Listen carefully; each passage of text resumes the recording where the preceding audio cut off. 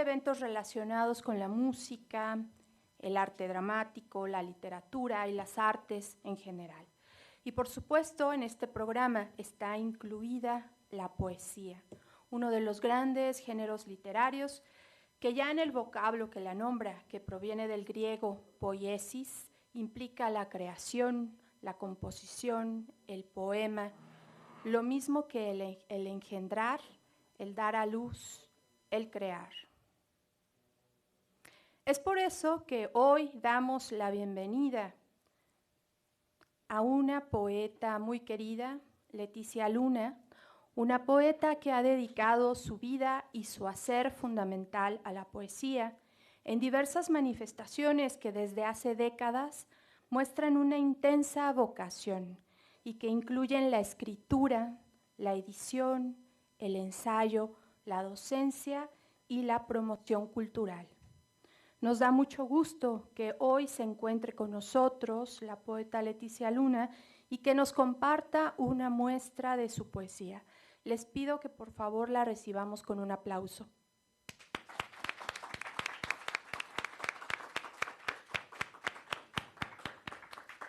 Muchas gracias a las personas que nos acompañan de manera presencial y a quienes siguen en nuestras redes sociales. Gracias por estar conectados. Y antes de dar la palabra a la poeta Leticia Luna, voy a compartir con ustedes una semblanza acerca de su obra. Leticia Luna es poeta, ensayista, editora, docente y promotora cultural mexicana. Es maestra en creación literaria, licenciada en periodismo por la Universidad Nacional Autónoma de México y maestra en creación literaria por el Centro Cultural Casa Lam. Ha organizado diversos festivales internacionales como el Festival Internacional de Poesía Ramón López Velarde de la Universidad Autónoma de Zacatecas, el Festival 21 Poetas por la Paz en Villahermosa, Tabasco y homenajes a Enriqueta Ochoa en la Ciudad de México. Ha publicado los libros de poesía Hora Lunar en 1999, editado por La Cuadrilla de la Langosta, Desde el Oasis, editado en el año 2000, El Amante y la Espiga, también de ediciones La Cuadrilla de la Langosta, 2005, Los Días Heridos, publicado en Nicaragua en 2007 y que fue Premio Internacional Casa de Poesía Morada al Sur, en Los Ángeles, California, en 2008. Wounded Days and Other Poems, publicado por la Universidad de Nueva Orleans en 2010. Espiral de Agua, publicado en español y portugués en España en 2013. Fuego Azul, Poemas, 1999-2014, publicado en San Salvador, 2014. La Canción del Alba, publicado por Parentalia en 2018. Es Medalla al Mérito Artístico de la Asociación para las Bellas Artes de Sonora en el área de poesía 2022. Obra suya ha sido traducida al inglés, portugués, francés, catalán y polaco. Ha impartido talleres de poesía en la SOGEM, en la Escuela Mexicana de Escritores, en la de Niños Escritores de El Salvador, así como en la Universidad Estatal de Arizona y en la Feria del Libro de Chicago. Obra suya forma parte de una decena de antologías y también ha editado varias antologías, entre las que se encuentran Mujeres Poetas en el País de las Nubes y Trilogía Poética de las Mujeres en Hispanoamérica. Quiero destacar estos dos títulos en particular, ya que son de gran relevancia para difundir a mujeres poetas tanto conocidas como desconocidas. Son trabajos muy valiosos en todos los sentidos. Leticia Luna también ha dirigido la editorial La Cuadrilla de la Langosta, donde ha publicado más de 50 títulos y ha sido coordinadora de literatura del Instituto Nacional de Bellas Artes y Literatura. Actualmente dirige la Casa María José y Octavio Paz. Nuevamente, gracias por acompañarnos en este evento organizado por el Espacio Cultural San Lázaro. Bienvenida, Leticia Luna, que lo disfruten. Muchas gracias, buenas tardes. Gracias al Espacio Cultural San Lázaro, por supuesto a la poeta María Vázquez Valdés, a todos ustedes que se encuentran con nosotros y también al público virtual de este miércoles cultural artístico, que bueno, pues ya lleva varios años llevándose a cabo y ofreciéndonos una programación artística muy interesante para la cultura y las letras nacionales. Bueno, pues voy a dar inicio a la lectura de poesía de esta tarde con mi primer libro que publiqué en 1999 y que me dio unas palabras el gran poeta chapaneco Juan Bañuelos, que entonces era mi maestro, y donde decía que estaba aprendiendo a encontrar mi voz poética, a ser yo misma. Y bueno, le agradecí ese prólogo, y donde en este pequeño libro, además, bueno, pues establezco 4 de las vertientes temáticas en las que después seguí escribiendo, que por supuesto, como todo ser humano que inicia en las letras, pues tiene un contacto primero, y yo creo que perdurable también, con la naturaleza. Entonces, un tema es el mar, otro tema es la poesía social, que realmente me llevó a muchos lugares, me llevó a muchas investigaciones. Pude realizar 8 siglos de poesía femenina en Hispanoamérica. Uno de los tomos se llama, lo titulamos Rebeldía, Rebeldes.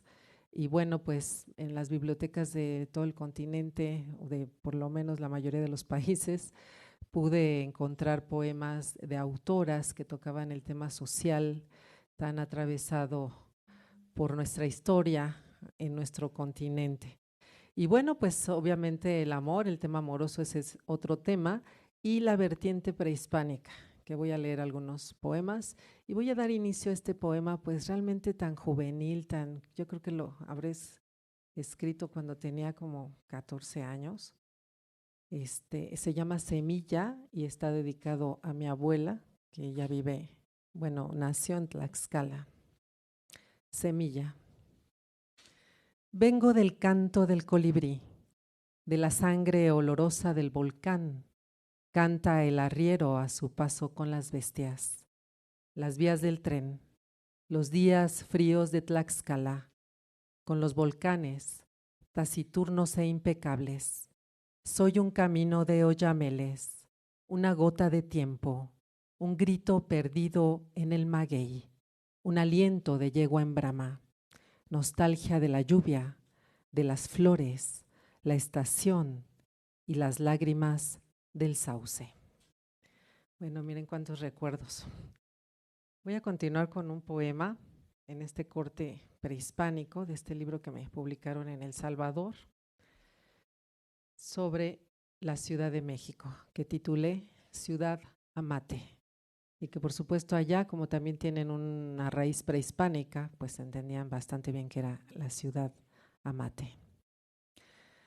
La ciudad es una estampa que se niega a morir en el pasado, una telaraña que pende en el futuro, fantasma que se funde con los vivos, vivos que dormitan con los muertos. En sus plazas circulan noticias de hombres desaparecidos, huesos dispersos en el inframundo de un desastre ecológico, donde alguna vez hubo un cielo, un lago transparente. Ciudad, pergamino de estrellas, cielos vagabundos, monolitos que desaparecen por el callejón de San Ignacio, cruce de ríos que conducen al Mictlán, ciudad cárcel, ciudad esclava, ciudad damnificada, terremoto, circo donde el domador no venció al león, los políticos se hirieron a sí mismos y la mujer serpiente no tuvo nada de Coatlicue, ciudad de antiguos mestizajes, águilas del Anáhuac, tigres de Guerrero, chacmol del Templo Mayor, puente arrojado al tiempo, ulama, todos jugamos tu eterno juego de pelota. Cuando el smog viste de hollina la tristeza, la ciudad huele a viejo, a caño y alcantarilla en los caminos cotidianos de su tránsito. En el espíritu ocre de México, la nostalgia brota de las faldas ancestrales del Popocatépetl. En la Plaza Mayor, El Zompantli es una llaga, las fauces de los dioses, la invisible entrada hacia otros cielos. Desde los peldaños de la muerte, Mictlantecuhtli hurga en viejos cráneos de la ciudad amotinada. Bueno, pues ahí está la Ciudad de México en este tema que les decía de la cuestión con raíz prehispánica. Hay otro poema que quiero compartirles sobre el Xoloescuincle. Xolotl. El Xolo ama a los dioses, corre por el jardín, dice a María la poeta y se ilumina como un relámpago celeste. Al olfatear el pasto verdísimo, se acomoda en los brazos de quien lo llama. Su piel ardiente o tibia es una almohada. Sobre los alcatraces aroma fuego cocinando maíz. El Xolo desencadena sus pupilas de ámbar. Al viajar hacia los nevados volcanes, se acrecentó mi entusiasmo por el Xolo, partícula de México encarnada en un perro. El Xolo es un animal despierto, el nahual de un dios llamado Quetzalcóatl. Del altar toma una flor de cempasúchil, se vuelve naranja y en su carrera diaria acompaña al sol. Donde habita el Xolo, seguirá aullando al conducir las almas hacia otros cielos. Bueno, voy a continuar con un poemural, unos fragmentos. Bueno, este poemural tiene bastantes cuartillas, pero voy a compartir solo unos fragmentos. Es una propuesta de un poeta chapaneco que se llama Roberto López Moreno, de construir un poema como si fuera un mural pictórico y donde caben todos los géneros de la poesía, desde el soneto, el juego de palabras, el verso libre, pero sobre todo que tenga esta temática, ¿no? con lo prehispánico. Entonces, bueno, pues aquí es un poco eso, pero también al final hay un poema sobre el 68. Mi poemural se llama Los motivos del tiempo. Tiene este epígrafe de Roberto López Moreno sobre Coatlicue, que dice: Madre, cuando juntaste el cielo con la tierra para crear la chispa del milagro, una palabra, un acto, un testamento, se hicieron asentar su sitio en el espacio. ¿A dónde va el tiempo si grita mudo su tránsito de molécula vasta? El corazón da vuelcos. Sin miedo, abisal, ahito en su derrumbe, certero en la caída, como mis pensamientos en picada, como mi vida cuando se acicala y se maquilla para develar velos sacros y desnuda, perseverar huyendo hacia la verdad que asedia y en su afán desmaya. El tiempo es un río que no deja de fluir, la imagen de lo eterno. Heráclito, Platón, la relatividad inacabada. ¿Acaso exista un lenguaje sin voz ante el dolor perenne de la huida? Pájaros que con sus trinos me deslenguan toda y encienden mi garganta.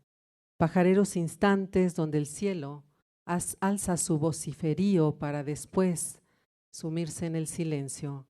Esta luz se yergue luminosa, develando su misterio en el gorjeo oculto del silbar pendiente, como un sureo silábico de gran vuelo, o música, o ángeles que nacen con el día, aves doctas en todos los caminos, del trinar que incuba sus sonidos en bandada y orquesta el nacimiento del sol en coros bailarines, escanden sus voces pajareras por el azul del cielo.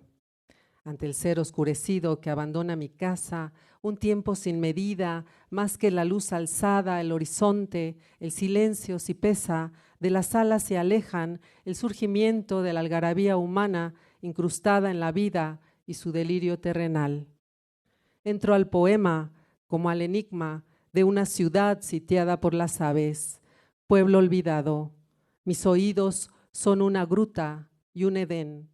En el pulso del agua, cuando llueve, cuando amanece y moja de recuerdos, la savia que riela nuestro tiempo y late desde algún sitio de la infancia, en el salto del agua, en el lago o en los alimentos preparados por la abuela. El ahuehuete fue el árbol donde solía leer y dejaba que murieran los recuerdos que me sojuzgaban. Danza para ayudar a la vegetación del alma, árbol tiempo, fertilidad de mis semillas. La poesía no es tu abismo, es el mío. Tu hoja en la página de un espíritu que nace y se marchita en los andenes de la memoria. Te reconozco en la palabra que pronuncio entre los puntos cardinales, poema de la creación, madera del lenguaje, guitarra del camino. El Xoloescuincle llega a la otra orilla del Mictlán, bajo la calzada de los muertos se abre el mito. Entre el triángulo y el círculo lunar oculto, el jaguar merodea con su visión antigua, asoma su garra y voluntad ensangrentada en este mural del tiempo. La orfandad muda. Entre tardes e infancia, el humo del pasado se difumina. Las nubes se asoman por la ventana de una casa y una familia como las páginas de un libro cayéndose a pedazos. Para abrir la cárcel del olvido, necesito el silencio de golondrinas formando su mandala sobre el lago de Texcoco, la edad de mis hermanos, 7 años, 5 meses, y mi madre, con su lírica lozanía de vivir en el tránsito del cuerpo a través de las consignas, rondaba por el pasto mojado y era como el silencio de una marcha estudiantil. Pequeños trozos de recuerdos ahora me encuentran sentada bajo el ahuehuete. ¿Qué fue de la vida después de la matanza? No había respuestas, solo la ruta de las lagartijas, subiendo a las copas de los árboles, desde donde divisé la sombra de mi madre ausente. Su acta de defunción, carcomida por el tiempo, en los anaqueles del Panteón de Dolores, la firman el 3 de octubre de 1968, el médico que no sé si la atendió y un estudiante desconocido. Entre imágenes de niebla, escucho el grito lleno de pavor de mi abuela. Ahí vienen los granaderos. O es mi forma muda de decir que mamá nunca volvió a casa.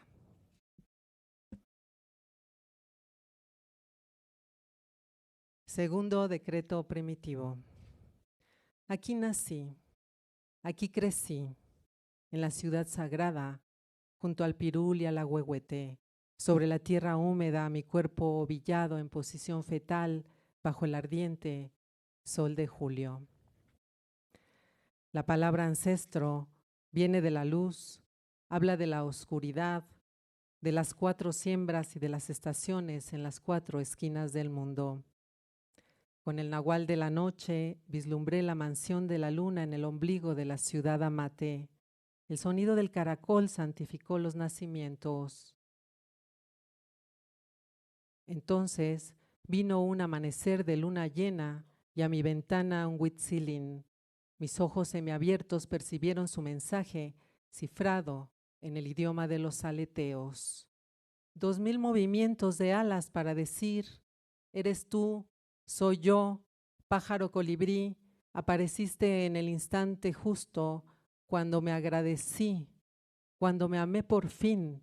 Mira cómo te tengo, cuerpo abandonado, cómo te tengo manos, pies, ¿dónde está el Dios del tiempo? ¿Dónde está el Dios de la dualidad que nos habita? Entonces era yo una mujer frente al arrebato del fuego, cuando besaste con vehemencia mis ojos, mis labios, y despertó la energía del amor en el sur, en el norte.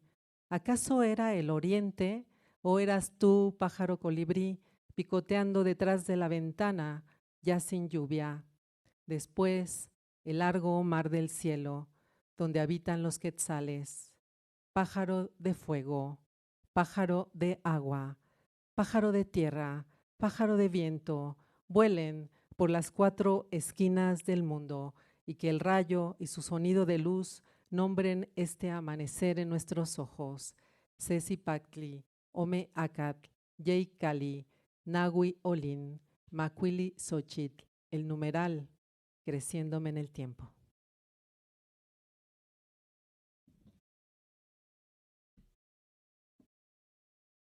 Bueno, ahora voy a continuar con otro tema, que es el tema amoroso. Y bueno, escribí este pequeño poema, bueno, pequeño de largo aliento, tiene 10 cantos. Se llama La canción del alba y está un poco inspirado en la ópera Turandot. No sé si la han visto, si han escuchado sus piezas. Yo creo que sí, el aria Nessun Dorma es muy famosa, ¿no?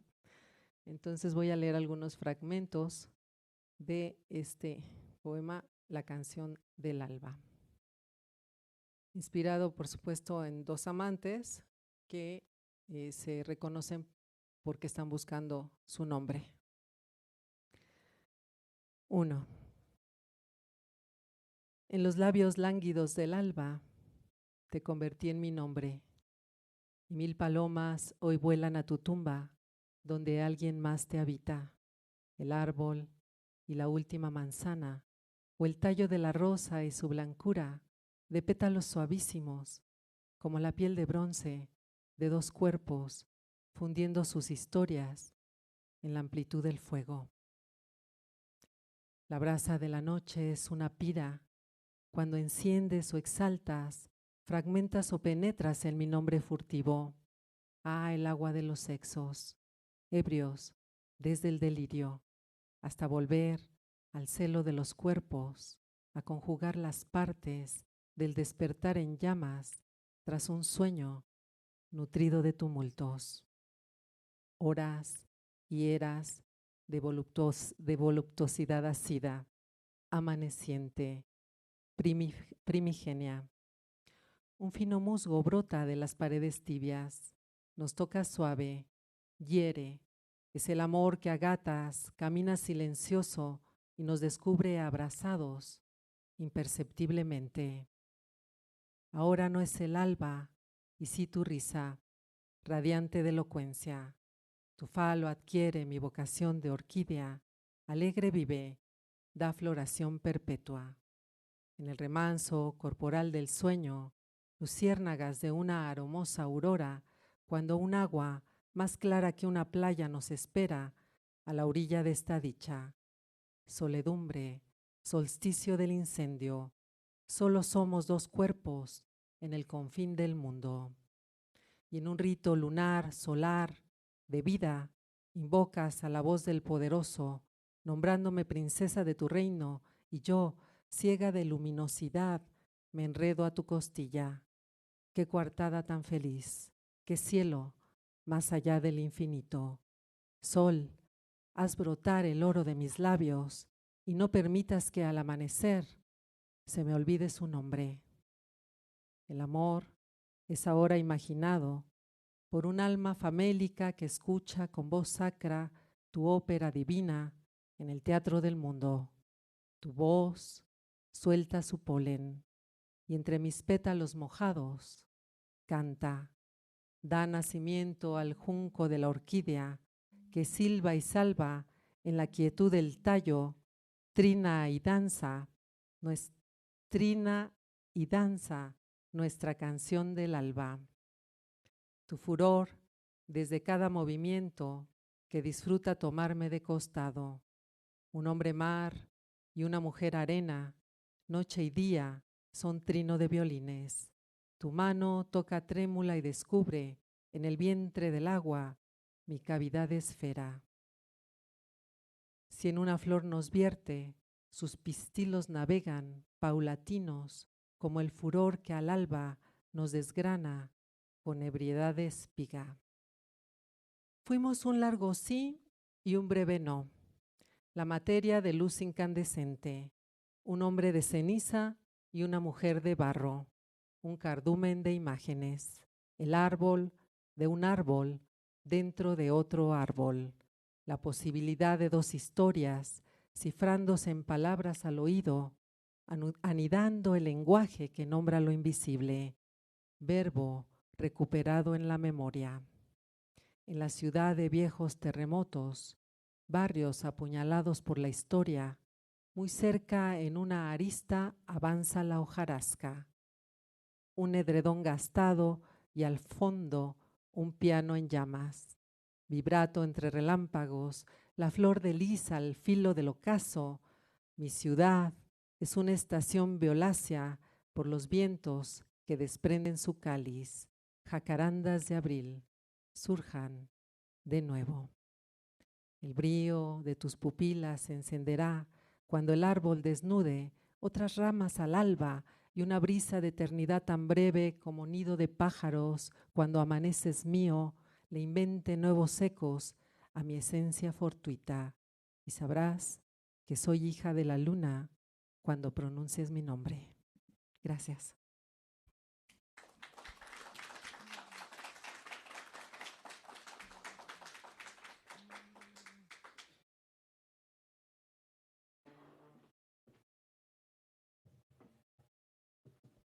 Muchas gracias a la querida poeta Leticia Luna.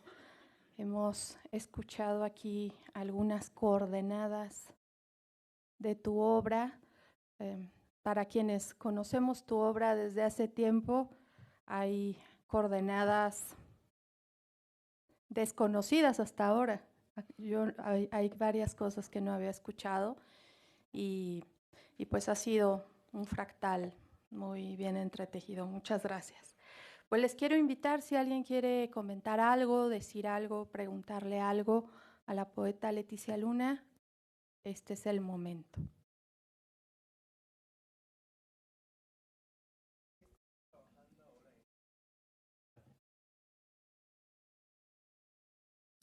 Pues mira, yo creo que la pandemia fueron años muy difíciles y yo creo que para algunos creadores fueron muy fructíferos, ¿no? Estos meses, estos años donde se pusieron a escribir, a reflexionar y todo.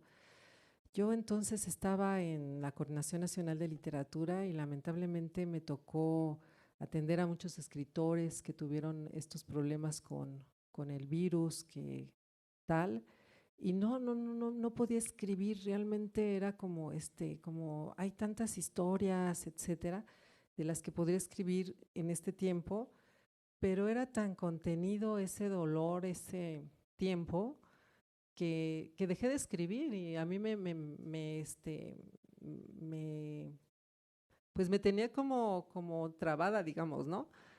Sin embargo, cuando termina esto, empieza como una etapa de reflexión y de reconciliación mía también con las letras. Regresé al doctorado, empecé a tomar un curso de poesía y mística, por ejemplo, y de empezar también a meterme más en la cuestión del alma, ¿no? De cómo el alma ha sido concebida a través de la historia por los poetas. Y empecé milagrosamente a volver a escribir. Entonces es un libro que estoy preparando que posiblemente lo publique a fines de este año. Sí, gracias. ¿Cómo se titula? Pues todavía es un secreto.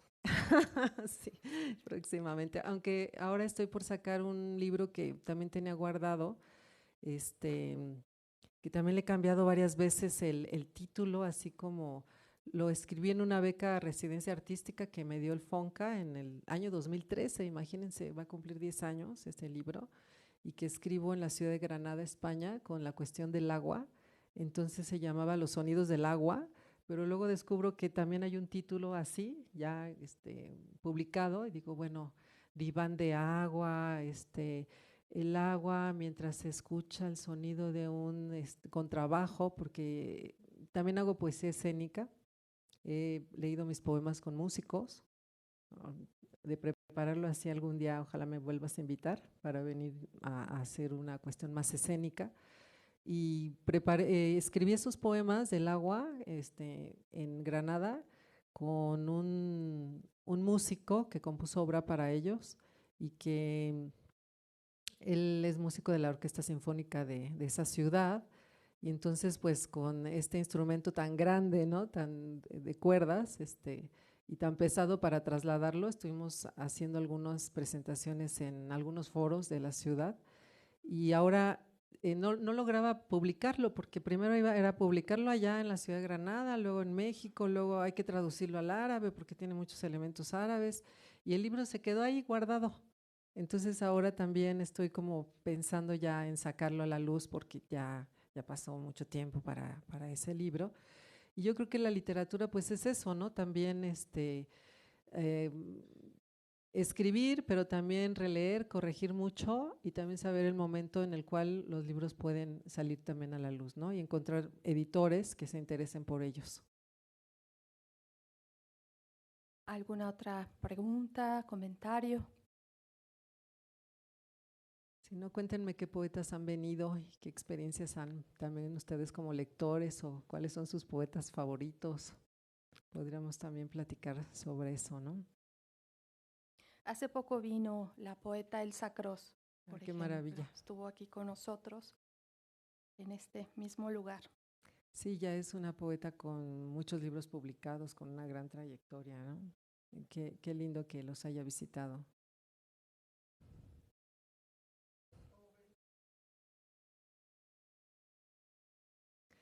Pues la poesía mexicana es una poesía muy fuerte a nivel de, digamos, de la lengua castellana, pero tiene un gran tesoro que son las lenguas indígenas. Entonces, tanto nosotros como el Perú, por ejemplo, y bueno, muchos otros pueblos, Chile y demás, también tienen escritores en lenguas indígenas, pues muy valiosos. Pero México tiene hoy en día un renacimiento, un florecimiento de nuestros compañeros en las diversas lenguas indígenas, y eso ha nutrido también las letras mexicanas. Es un diálogo perpetuo, permanente, de las raíces prehispánicas, de lo que está ocurriendo actualmente con las lenguas indígenas. Y entonces creo que ellos han venido a revitalizar muchísimo las letras de nuestro país. Yo creo que en el futuro ellos ya son muchos los escritores en lenguas indígenas que tienen doctorados, maestrías, que son bilingües, trilingües, que viajan por varias partes del mundo, que ahora el Fondo de Cultura Económica los está publicando también. Y algunos son muy jóvenes, otros ya tienen una trayectoria, y creo que el panorama de la poesía va a dar muchas sorpresas desde ahí. Leti, actualmente diriges la Casa María José y Octavio Paz. Eh, Vemos que estás revitalizando ese espacio con muchas actividades, con una nueva serie de cuestiones que antes no veíamos tan de cerca. ¿Nos puedes comentar algo al respecto? Sí, ese es otro tema, digamos, otro asunto de las letras mexicanas que después de varios años pues se ha venido resolviendo a partir de que muere la esposa de don Octavio, la artista plástica Amarillo Cetramini. Las instituciones mexicanas se dan a la tarea, ¿no? Especialmente pues el DIF Ciudad de México, que pues es el albacea actualmente de la masa hereditaria de la pareja Paz-Tramini. Y bueno, pues el gobierno de la ciudad dona la casona que se encuentra en Carrillo Puerto 445 de la colonia Tacuba. Eso ocurrió digamos, la apertura a los medios fue en el aniversario de don Octavio Paz, en 31 de marzo, y el 19, que fue otro aniversario, que fue ya el luctuoso, que se cumplieron 25 años de su muerte, pues se abre al público y a través del INVAL, de la Secretaría de Cultura Federal, etcétera, del Cencropam, pues está limpiando mucho de su acervo, de sus escritos, de sus mecanoscritos, de sus obras plásticas, de los enseres, de sus casas, etcétera, y ya están puestos a disposición del público mexicano para quien quiera visitar la casa. Tenemos 7 salas con todos estos objetos y que ya pueden ser disfrutados por el pueblo de México, y en el futuro pues también se abrirá la biblioteca y otros acervos. Entonces es pues un logro realmente actual haber abierto la casa con toda esta herencia cultural que pues es de México y es del mundo, porque pues hasta ahora Octavio Paz es nuestro único premio Nobel de literatura, de parte, digamos, de México, como mexicanos. Tener esta herencia, este acervo, pues es realmente un patrimonio invaluable. ¿Algún otro comentario?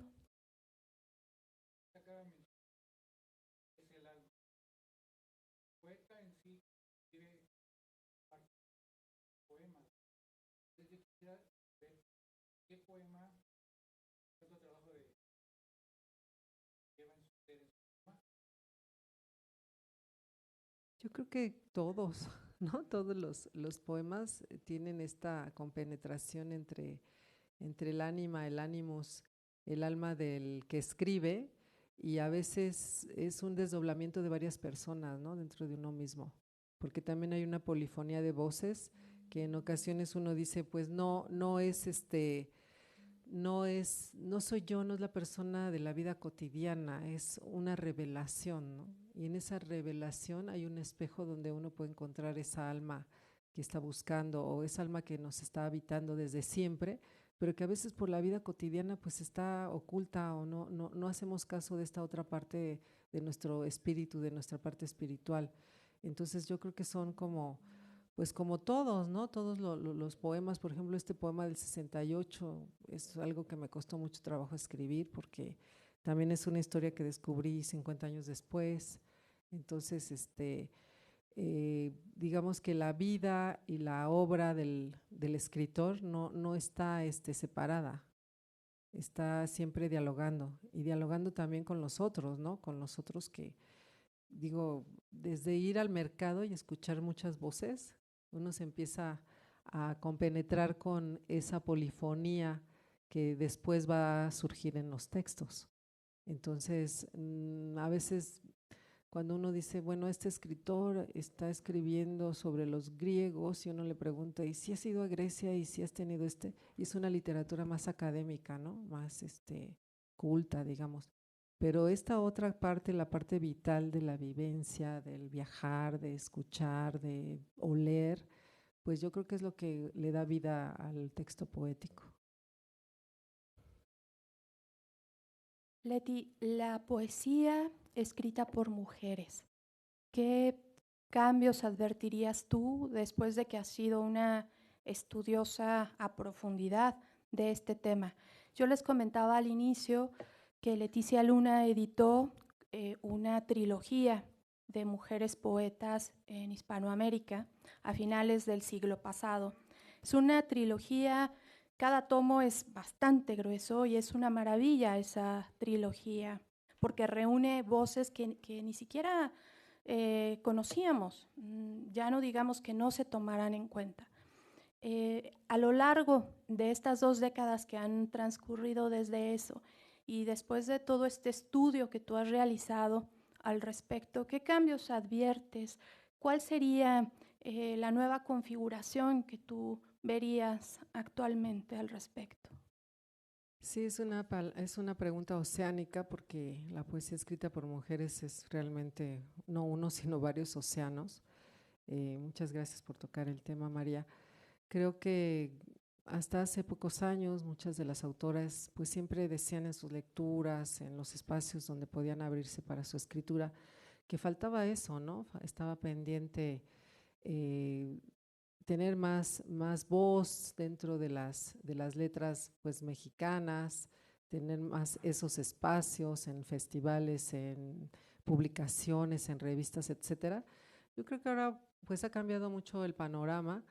Esta vena es como un río subterráneo, ¿no? Que digamos la primera poeta, por lo menos conocida, se llama Macuilxochitzin, es una poeta hija de Tlacaelel, y que se conserva solo un poema donde habla de la danza, y donde ella se concebía también como una tejedora de palabras.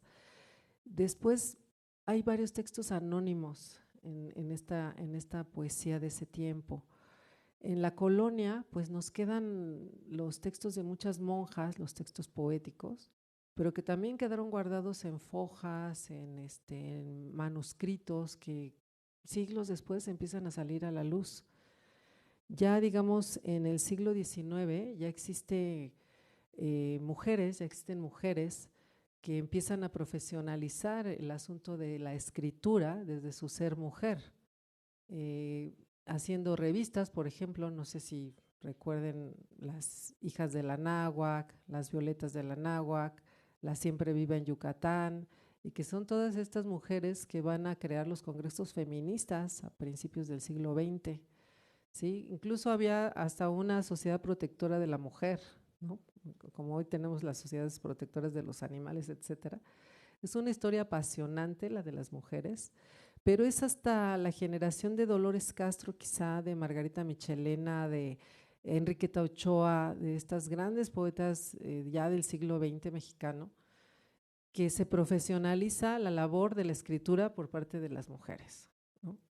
Luego vendrán otras más, por ejemplo, otras que Valeria Manca, una escritora italiana, viene a hacer una antología que las va a llamar Las Eróticas, y ahí está Silvia Tomasa Rivera, también está Elsa Cross, están varias, Maricruz Patiño, en fin, creo que también está Kira Galván, y entonces tenemos autoras ya nacidas en la década del 50, que vienen como una avalancha, ¿no? Muy muy fuertes, muy comprometidas con la escritura y demás. Luego, pues mi generación de los años 60, y yo creo que hay como 60, 70, 80, como que venimos abrevando en esta literatura de las grandes poetas mexicanas que he mencionado. Y hoy en día hay también muchas autoras ya muy jóvenes, nacidas en los 90 y en el siglo XX, pero que están haciendo mucho uso de las redes sociales, que ya se han saltado el asunto de necesito un libro para poder figurar en la poesía mexicana, necesito un premio, y que hacen su literatura en cafés, en blogs, en TikTok, ¿no? En las nuevas redes sociales, y que yo creo que estábamos también por configurar ese nuevo mapeo de las letras mexicanas escritas, pues estas letras por las jóvenes, las jóvenes.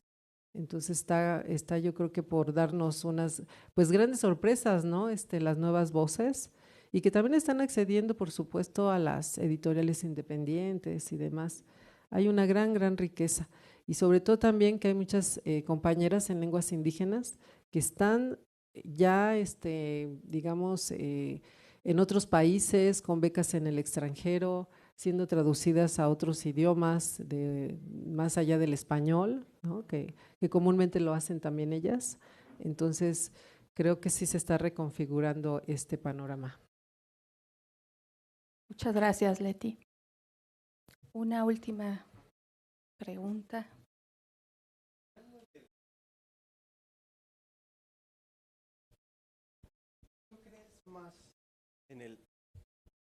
¿Tú crees más en el esfuerzo creativo o en la inspiración? ¿Cómo surge en tu caso particular una poesía? Pues yo creo que son las dos, o sea, son pues alguien que no trabaja sus cosas, pues no hay esa fuerza, ¿no? Y también sobre todo cuando a mí me han preguntado, ¿y cuál es su poética? La sobrevivencia. Porque en medio de toda tu vida personal y de lo que tienes que hacer y tu vida académica y tu vida laboral y etcétera, pues hacer como ese espacio, siempre ese pendiente de estar escribiendo, y luego cuando ya te duermes y dices, ya se acabó el día, ya regresé de la casa donde trabajo y sí, todo cultural, pero que no es tu trabajo, es el trabajo de los demás, y también hace falta como mucha generosidad, ¿no? De decir, estar creando, como es el caso de María Vázquez, que también es poeta, decir un espacio cultural, más allá de que sea tu trabajo y demás, poner ese corazón de decirle, voy a abrir este espacio a los artistas y voy a empezar a llamarlos, a promoverlos, a escuchar qué están haciendo, a estar al pendiente de las novedades, de quién publica un libro o un disco, etcétera. Eso es un trabajar diario, ¿no? Entonces, ya más allá de eso llegas y te duermes y de repente hay algo que dice un verso, ¿no? Y dices, o me levanto, prendo la luz y quién sabe esto, hasta cuándo, hasta dónde me lleve, hasta las 5 de la mañana quizá. Y eso me va a llevar a un libro y a abrir el libro de un autor, una autora, y a leer y a etcétera. O me duermo y no le hago caso, ¿no? Entonces ahí viene la fuerza, ¿no? De decir, sí me voy a levantar a escribirlo porque estoy escuchando un verso que me está llevando por un fluido poético a la construcción de un texto. Entonces, bueno, pues ahí viene como esa voluntad creativa, o un diario de viaje, o una pintura que te está inspirando, una serie de palabras que te pueden llevar a la construcción de un poema, pues también. Y sí se requiere de una fuerza física y de una fuerza espiritual para hacerlo, ¿no? Entonces, pero que además es un éxtasis artístico, que al final es como el éxtasis místico. O a lo mejor, no sé si decía mi maestra Enriqueta Ochoa, no, es que el éxtasis místico es mucho más elevado, mucho más profundo, mucho más fuerte que el éxtasis poético, pero va por ahí. Entonces, tener esa fuerza de voluntad y esa fuerza en todos los sentidos para la creación. Y también se requiere tiempo, ¿no? Porque ¿de qué sirve, como decía Virginia Woolf, tener una habitación propia si no se tiene tiempo para escribir, ¿no? Claro. Leti, pues vamos a concluir. Solamente quisiera un poco encadenar esto que acabas de decir, que te acaba de cuestionar nuestro compañero aquí presente. Te preguntaría, ¿cuáles son tus inspiraciones recientes? En lo que nos has compartido aquí, en estas coordenadas de las que ya hablaba, vemos esas inspiraciones a lo largo de las etapas en las que has escrito estos libros. ¿Cuáles son ahora tus inspiraciones? Pues mira, yo realmente escribo mucho en los viajes también, porque me despierta mucho los sentidos, ¿no? Es decir, llegar a otro pueblo, encontrar un camino, encontrar un lago, y a lo mejor no necesita uno ni salir del país, ¿no? Pero para mí la ciudad ya es muy abrumadora en el asunto de la escritura. Sí tengo poemas urbanos, que también ese es otra vertiente mía de haber escrito poesía urbana, pero en este momento es como los viajes, ¿no? Como salir, como quitarnos esta cuestión de todo esto que vivimos con la pandemia y demás, y entonces pues volver a renacer realmente. Yo creo que México es un país del renacimiento perpetuo. En nuestro país siempre estamos renaciendo, cada 6 años hay un renacimiento político, hay un renacimiento también, un reacomodo de todos nosotros, de volver a creer en todo, de darle continuidad a las cosas que funcionaron, etcétera, etcétera. Y entonces yo creo que en la literatura sucede lo mismo, ¿no? Volver a creer en ella y volver a la escritura. Tenemos una última pregunta de este lado, por favor. Buenas tardes. Leti, a ti en estos 5 años, ¿qué es lo que más te ha inspirado y te ha motivado para escribir? Pues la verdad, en estos 5 años yo estoy muy atenta a lo que ha surgido de parte del pueblo de México. Aquí, por ejemplo, tengo un poema Ayotzinapa.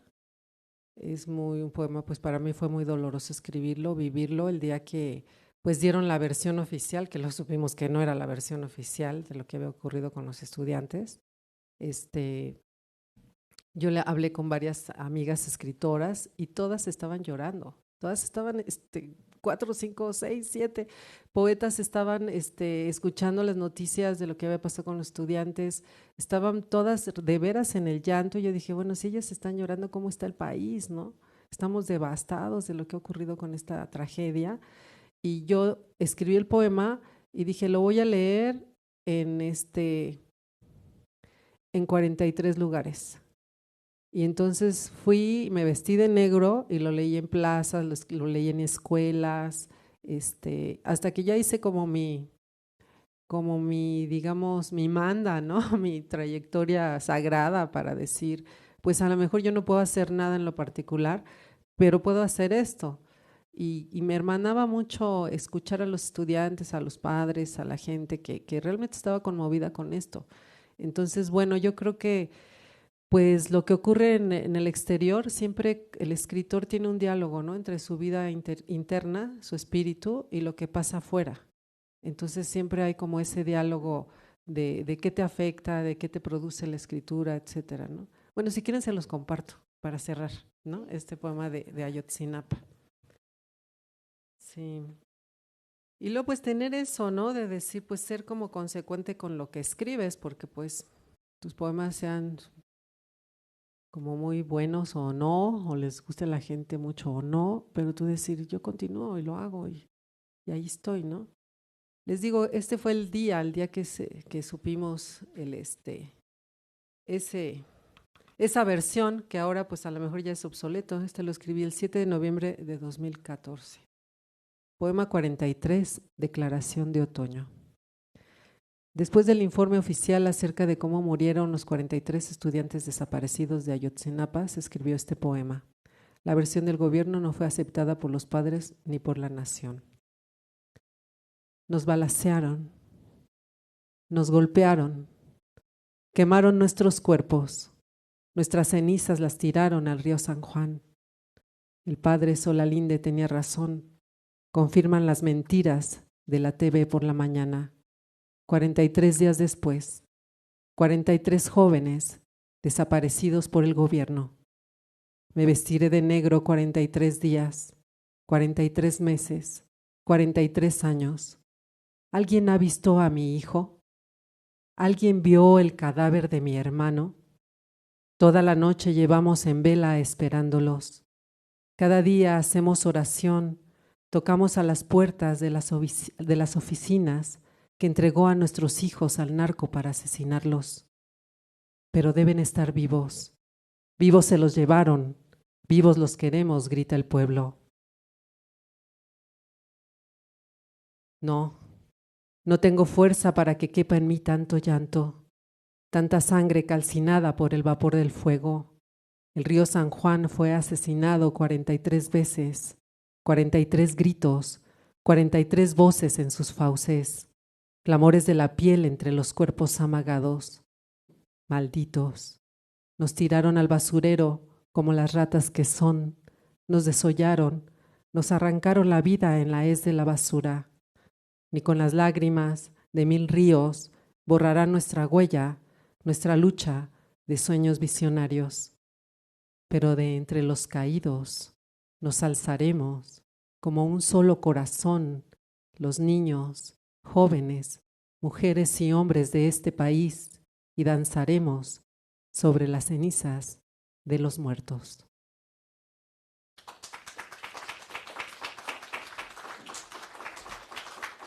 Ahí está el alma. Yo estoy en el área de hemerografía temática. Vino también el poeta Borges y él hablaba también de los 43. Yo de por sí empecé esa carpeta y ahorita que se ha ido ampliando y escucharla a usted, yo digo, ojalá un día este grito de a muchos lo escuche alguien y se pueda descubrir la verdad, porque pobres de esos padres que viven con la angustia, unos todavía tienen la idea de que los van a encontrar y otros que no. Gracias. La verdad es un pozo muy hondo, un estigma de Dios. Esos son unos versos que escribí en un poema que todavía no publico, pero que un lector, un día que leí ese poema, me dijo, es que sí es cierto, o sea, realmente la verdad a veces es más dolorosa que la mentira, ¿no? Pero que la verdad siempre se tiene que imponer. Yo ojalá algún día pues esas verdades que le hacen falta al país para también sanar, para que sanemos todos como ciudadanos, pues puedan hermanarnos y puedan salir a la luz. La verdad es un pozo muy hondo, un estigma de Dios. Con eso cerramos este miércoles cultural en San Lázaro. Muchas gracias por acompañarnos, muchas gracias, querida Leti Luna, por venir a compartir con nosotros tu poesía, tu inteligencia y tu sensibilidad. Los esperamos en los siguientes miércoles culturales en San Lázaro y en los eventos que se realizan aquí en el Palacio Legislativo de San Lázaro. Gracias, Leti.